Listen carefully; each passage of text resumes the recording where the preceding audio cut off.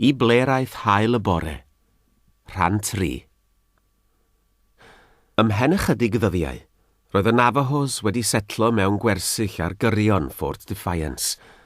Codwyd tipis dros dro, gan nad oedd bwriad ganddynt i aros yn onhwyn ac ychydig wythnosau. Aeth Herero Grande a Manuelito i weld y cadfridog Carlton, a chafwyd a ddewid y byddai 12 wagenaid o fwyd ar gael i'r Indiaid bob yn eilddydd. Byddai'n rhaid i'r peneithiau drefnu i rannu'r cyfan rhwng y llwythau. Cytunodd y ddau Navajo. Wedi ychydig ddyddiau fodd bynnag, fe sylweddolwyd nad oedd 12 wagenaid bob yn eilddydd yn ddigon i fwydo pawb, ond oedd Carlton ddim ar fwriad symud modfedd.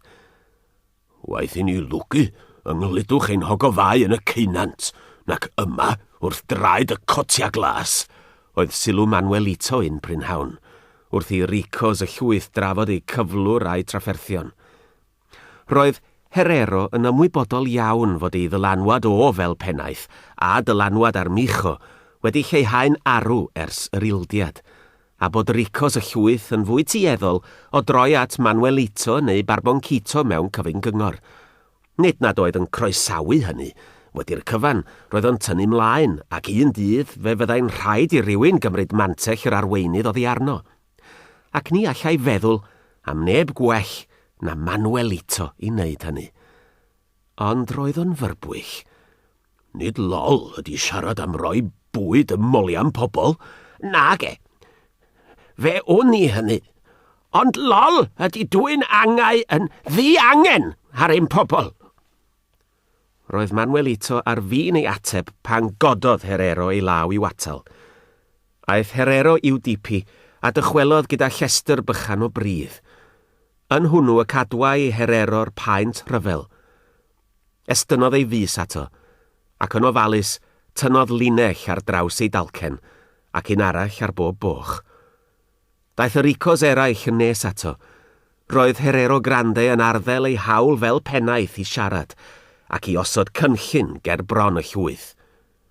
Nawn ni ddim byd ar frys. Mi gynlluniw ni yn ofalus. Manuelito, fe gei di ddewis 20 neu 100 o fechgyn. Fe gewch chi ddiflannu o'r gwersyll yma. Ewch chi chwilio am Chico, Geronimo a Cochise. Gofynnwch iddyn nhw am geffylau a dychwelwch i'r mynyddoedd.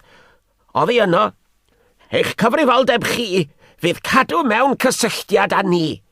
Dwi'n bwyd os bydd rhaid, ond y chi o'r tu allan i'r gwersyll fydd cynhaliaeth y Navajos. Manuelito, bydd y cyfrifoldeb yn fawr arna ti. Edrychodd Herero ar y ricos eraill o un i un. Roedd pob un yn nodio'i ben ac yn gweld o'i thineb ei eiriau. Pan edrychodd ar Manuelito, roedd hwnnw'n gwenu. Mae Herero yn bennaeth doeth, meddai. Aeth Manuelito ar ei union i weld hael y bore. Roedd yn llawn cyffro. Onid oedd Herero Grande wedi cyfadde fwy neu lai mae camgymeriad oedd ildio. Rhaid i ti addo un peth i mi, hael y bore. Os symudir y Navajos ar fyrder, mae yna bobl yn y llwyth nad ydyn nhw mor gryf a heini ar heliw. Neu di drefnu fod yna un person ifanc yn gofalu am bob person hen ac yn ei gynorthwyo. Ond ble fyddi di? Mi fyddwn ni'n eich gwarchod. Mi ofalwn ni amdano chi o'r tu allan, ond rhaid cael cryfder ar y tu mewn hefyd. Ac mi wn, mae ti fydd y cryfder ymhlith y merched. Pryd fyddwch chi'n dianc? Ymhen ychydig ddyddiau, bydd yn rhaid trefnu'r cyfan yn ofalus. Bu'n ddyddiau pryderus a chyffroes i'r Navajos. Doedd dim gair wedi dod am ei taith i Bosg Redondo, ac roedd y tywydd wedi gwaethygu. Am y 6 tro mewn pythefnos, fe aeth Herero Grande a ricos eraill y Navajos i weld Carlton. Roedd hwnnw'n ddiamynedd fel bob tro o'r blaen. Rhaid i ni gael gwell lloches a mwy o fwyd. Fedrai ddim darperu lloches i milwyr fy hun hyd yn oed. Roedd a ddewid yng ngeiriau'r dyn gwyn. Y tro hwn, nid Herero Grande a wnaeth y siarad. Ildiodd ei le i Manuelito. Daliodd hwnnw 3 bys ger bron llygaid Carlton. 3 hael eto. 3 hael i gael bwyd, lloches a chynhesrwydd. Wedi hynny, bydd y Navajos yn dychwelyd i geinant dy Cheli. Dychwelyd? Dychwelyd i be? I farw, os bydd rhaid. A chyda hynny o eiriau trodd Manuelito a gweddill yr icos ar ei sodlau a cherdded allan o swyddfa'r cadfridog. Roedd Carlton ar dan yn disgwyl Kit Carson o Texas. Roedd o hefyd wedi anfon sgowtiaid i alw Dix yn ei ôl. Roedd hwnnw, a 100 o ddynion, wedi gwirfoddoli i fynd i ysbytau'r fyddin i gladdu cyrff y meirwon, ac i losgu'r dillad gwlau a'r blancedi rhag i'r frech wen ledeini. Roedd Carlton yn pendwmpian pan glywodd y twrf yn mhorth y ffort. Marchogion! Marchogion yn dod! Kit Carson oedd yno, yn arwain trwp o 40. 40 o ddynion blinedig ac ambell un clwyfedig. Mae Dix a chryw o 100 y tu ôl i ni. Efallai y byddan nhw yma mhen diwrnod neu ddoi. Mae ganddyn nhw wageni, pethau i'w llosgu a'i difa. Nodiodd Carlton. Ydyn nhw'n gwisgo masgiau? Ydyn, sir. Bydd yn rhaid iddyn nhw daflu kerosin ar y cyfan a'i llosgu. Nodiodd Carlton drachefn. Ie, Dix oedd yr unig un ag allai o'i ddychmygu a fyddai'n fodlon derbyn o doleri perygl. Byddai'r fyddin yn talu cannoedd o ddoleri i filwyr a fyddai'n fodlon gwisgo masgiau a menig ac, wedi claddu meirwon y frech wen, yn fodlon casglu'r blancedi i rhoi mewn wageni ac yna i gyrru filltiroedd i'r anialwch, i trochi mewn kerosin a'i tanio a'i difa. Roedd hyd yn oed Carson yn tynnu het i Dix a'n ymgymryd a menter o'r fath. Roedd Carlton fodd bynnag yn poeni. Mae'r Navajos, yn enwedig Manuelito, yn aflonydd, Kit. Maen nhw wedi bod yma fus. Fe ddylen nhw fod ar y bosg erbyn rwan, sir. Fe fydden nhw, pan gawn ni ddigon o warchodwyr.